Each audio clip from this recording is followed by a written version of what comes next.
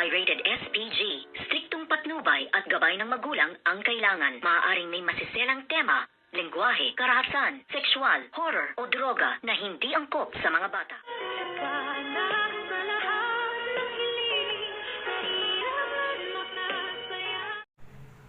Good morning and welcome sa aking munting channel. Nagulat nga ang ating bidang-bidang si Dr. Adeline Santos nang kausapin niya ang isang doktor at tanungin nga ang kanyang pasyente. Ngunit sinabi nga dito na wala na raw siyang hahawakang pasyente ngayong araw dahil yun daw ang ipinag-uutos nga ng board at ng CEO ng Apex. Na laking gulat naman nito ngang si Dr. Adeline Santos nang bigla ngang bumulaga sa kanyang harapan ang bruhang si Zoe at sinabi nga niya dito na wala ka namang gagawin at halika, bibigyan kita ng bago mong trabaho at dito naman ay pagtitripan na namang muli nito ngang bruhang si Zoe, si Dr. Adeline Santos, at gagamitin niya ang kanyang pagiging CEO na malademonyong ugali din at dito nga ay bumalik na ng Pilipinas ito ngang si Miss Nushi or ang tunay na Morgana Go at dito nga ay nagtanong siya kung saan daw ba ang bagong office ng bagong CEO ng Apex Medical Hospital at dito nga ay inabutan nitong si Nushi ang ginagawa niya nga kaya Dr.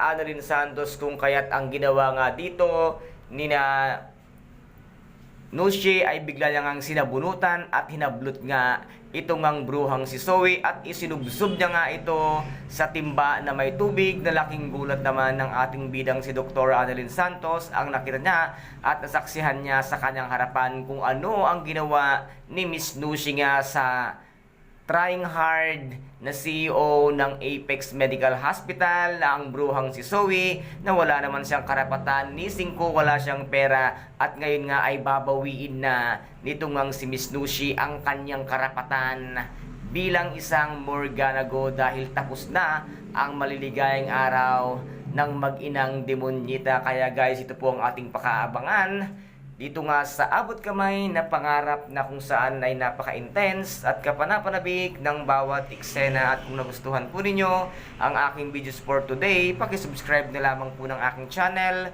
paki-like and share para mag-update kayo sa lahat ng gagawin kong videos dito sa nalalapit na pagtatapos ng abot kamay na pangarap. Maraming salamat po, ingat, God bless and bye-bye!